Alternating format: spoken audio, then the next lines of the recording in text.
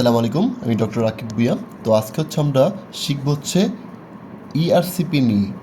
ওকে, তো এই ERCP surgery, viva পরীক্ষা এবং রিটেন পরীক্ষার জন্য খুবই গুরুত্বপূর্ণ।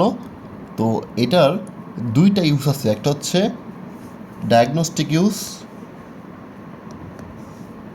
যেটা আমরা ডায়াগনোসিস করতে ইউজ করি, বিভিন্ন ডিজিজগুলো ডায়াগনোসিস করতে আমরা এটা ইউজ করি। আর একটা হচ্ছে থেরাপিউটিক ইউজ, অর্থাৎ আমরা ট্রিটমেন্ট পারপাসে কী করি, আমরা ইআরসিপি আমরা ইউজ করতে পারি।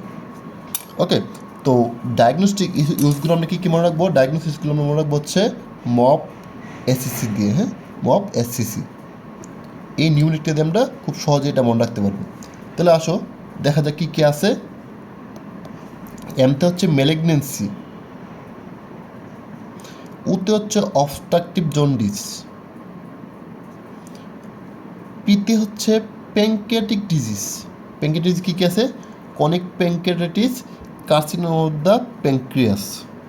অর্থাৎ প্যানক্রিয়াটিক ডিজিজগুলো আমরা ডায়াগনোসিস করতে ইআরসিপির হেল্প নিয়ে থাকি। তারপর হচ্ছে structure of the biliary tree, অর্থাৎ biliary ট্রিতে যদি কোনো স্ট্রাকচার হয় সেইটা ডায়াগনোস করতে আমরা কী করি? ইআরসিপি করতে পারি। তারপর সিতে হচ্ছে কনজেনিটাল অ্যানোমালি, অর্থাৎ আমাদের বিভিন্ন কনজেনিটাল অ্যানোমালিগুলো আমরা ডায়াগনোস করতে কী করি? আমরা ইআরসিপি ইউজ করি। তারপর হচ্ছে কোলাঞ্জিওকার্সিনোমা, অর্থাৎ কোলাঞ্জিওকার্সিনোমা ডায়াগনোসিস করতে আমরা কী করি? ইআরসিপি করতে পারি। তাহলে আমরা ডায়াগনোসিস ইউজগুলো আমরা কী করলাম? মপ এসসিসি দিয়ে আমরা শিখে নিলাম। কী কী?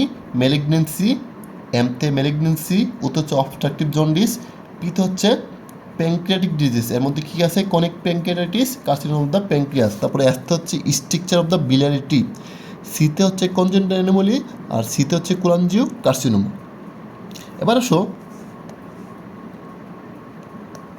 Therapeutic use. থেরাপিউটিক ইউজ মানে হচ্ছে ট্রিটমেন্ট। আমরা ইআরসিপি দিয়ে বিভিন্ন ডিজিজ কী করতে পারি? আমরা ট্রিটমেন্ট করতে পারি। এটা আমরা মনে রাখবো হচ্ছে আরডিএস, রেসপিরেটরি ডিস্ট্রেস সিনড্রোম দিয়ে আমরা মনে রাখবো আরডিএস। আরতে কি? রিলিফ অফ biliary অবস্ট্রাকশন, অর্থাৎ biliary ট্র্যাক্টে যদি কোনো অবস্ট্রাকশন হয় সেটা অবস্ট্রাকশনটা রিমুভ করতে বা ওই অবস্ট্রাকশনটাকে রিলিফ করতে আমরা কী করি? ইআরসিপি করে থাকি। তারপর হচ্ছে dilation of the biliary structure, অর্থাৎ biliary ট্র্যাক্টে যে স্ট্রাকচার হয়ে যায় সেই স্ট্রাকচারটা আমরা কী করি? এই ইআরসিপির মাধ্যমে আমরা কী করতে পারি?